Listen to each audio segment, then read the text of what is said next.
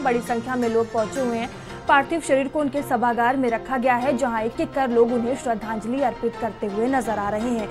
तो बता दें कि लंबे समय से बीमार चल रहे थे, जहां उनकी आज 86 साल की उम्र में उनका निधन हो गया। बता दें कि करीब रात 11 बजे उन्होंने अंतिम सांस ली। मुंबई के ब्रीच कैंडी अस्पताल में आईसीयू में भर्ती थे। उम्र संबंधित बीमारियों से जूझ रहे थे और उनका निधन हो गया। आप देखिए उनके पार्थिव शरीर को हॉल में रखा गया है। बता दें कि साउथ मुंबई के national centre for performing arts के हॉल में ये पार्थिव शरीर रखा गया है। यहाँ लोग रतन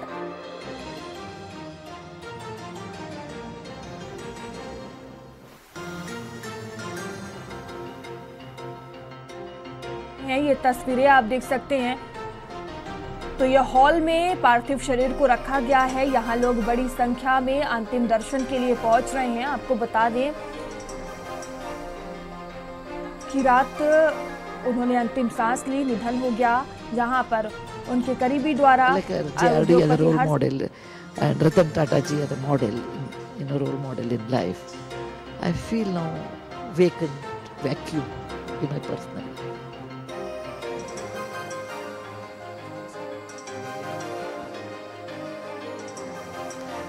रतन टाटा के मृत्यु के बाद वार्ता सुनने के बाद मुझे बहुत दुख हुआ। घर में एक बड़ी हस्ती होते हैं, उनके मार्गदर्शन में हम चलते हैं, वो ध्रुव नक्षत्र जैसे होते हैं, ऐसे मुझे लगता था उनके। मैं कभी कभी उनके बारे में सोचती हूँ। मैं उनके कंपनी में काम किया, मेरा करियर उधर ही शुरू हुआ। मैं उनको 94 में लगता है मैं एक बार मिली, पहली बार वो जाके उनके ऑफिस में मिली थी और मुझे वो सुधा ऐसे संबोधित करते थे, क्योंकि मैं सुधा कुलकर्णी ऐसे ज्वाइन हुआ और सुधा मूर्ति के नाम से बाहर आ गई। तो मुझे कभी भी सुधा बोलते थे। वो मुझे बताया कि आपको क्या चाहिए टाटा कंपनी से। हमने बताया, वो पूछा हमें आपको क्या चाहिए, हमने बताया मुझे जमशेद जी और JRD का तस्वीर चाहिए। वो तुरंत हमारे ऑफिस को भेज दिया है। अभी भी मेरे ऑफिस में वो दोनों तस्वीरें हैं। और मैं हुबली एक छोटा शहर है, उधर से मैं आई थी। हमारे कॉलेज में, मैं एक कॉलेज में पढ़ती थी, BBB कॉलेज ऑफ इंजीनियरिंग। हमारे कॉलेज में सब लोग बोलते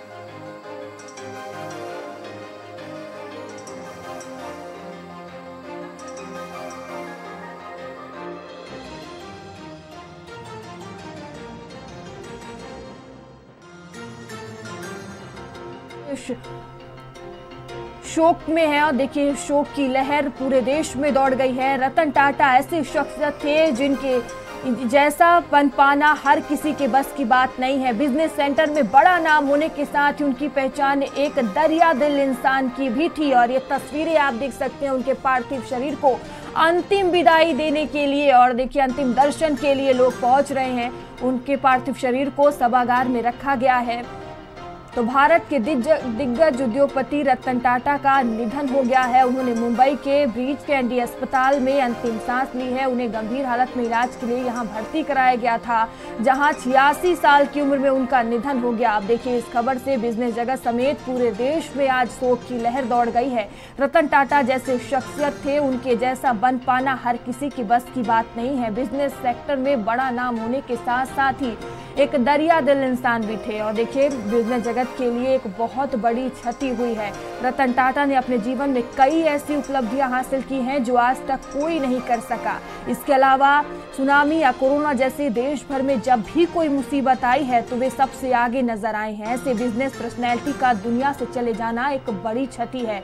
और देखिए उनके निधन की खबर आने से सोमवार को भी रतन टाटा की तबीयत बिगड़ने की खबर आई थी, लेकिन इसे सिरे से खारिज करते हुए रतन टाटा ने खुद सोशल मीडिया के माध्यम से कहा था कि मेरे लिए चिंता करने के लिए आप सभी का धन्यवाद। मैं बिल्कुल ठीक हूँ, चिंता की कोई बात नहीं है और मैं उम्र से जुड़ी बीमारियों की जांच के लिए अस्पताल आया था। साथ ही उन्होंने लोगों से अपील की थी कि गलत सूचना फैलाने से बचें। तो आपको बता दें कि देश के सबसे लोकप्रिय कारोबारी और अरबपति रतन टाटा का जन्म 28 दिसंबर 1937 को हुआ था। वे साल 1991 से 2012 तक टाटा ग्रुप के चेयरमैन रहे और इस दौरान उन्होंने बिजनेस सेक्टर में कई कीर्तिमान स्थापित करते हुए देश के सबसे पुराने कारोबारी घरानों में से एक टाटा समूह को बुलंदियों पर पहुंचाया। और ये तस्वीरें आप देख सकते हैं, उन्हें सम्मान के साथ अंतिम विदाई दी जाएगी, जिसकी तैयारियां पूरी कर ली गई हैं। पार्थिव शरीर को सभागार में रखा गया है, जहां लोग अंतिम विदाई देंगे, अंतिम दर्शन करेंगे। और देखिए, टाटा ग्रुप को बुलंदियों पर पहुंचाने का काम रतन टाटा ने किया। एक दरिया दिल इंसान की इमेज भी बनाई और लोगों के लिए प्रेरणा बने। यही कारण है कि देश का छोटा कारोबारी हो या फिर बड़ा बिजनेसमैन या फिर बिजनेस जगत में एंट्री लेने वाला युवा, हर कोई उन्हें अपना आदर्श मानता है। तो आपको बता दें कि रतन टाटा का जन्म नवल टाटा और सोनी टाटा के घर हुआ था। हालांकि उनके माता पिता बचपन में ही अलग हो गए थे और दादी ने उनकी परवरिश की थी। शुरुआती पढ़ाई के बाद साल 1959 में रतन टाटा ने आर्किटेक्चर और स्ट्रक्चरल इंजीनियर की पढ़ाई की और फिर अमेरिका की कॉर्नेल यूनिवर्सिटी चले गए। इसके बाद साल 1962 में उनकी वतन वापसी हुई और उन्होंने बिजनेस सेक्टर में टाटा स्टील के जरिए कदम रखा।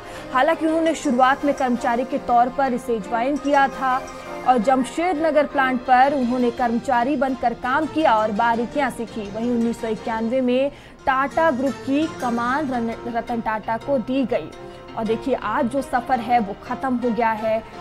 रतन टाटा देश को अलविदा कहकर चले गए हैं। अब उनके पार्थिव शरीर को अंतिम दर्शन के लिए रखा गया है। ये तस्वीरें आप देख सकते हैं। आज पूरे देश में शोक की लहर दौड़ गई है।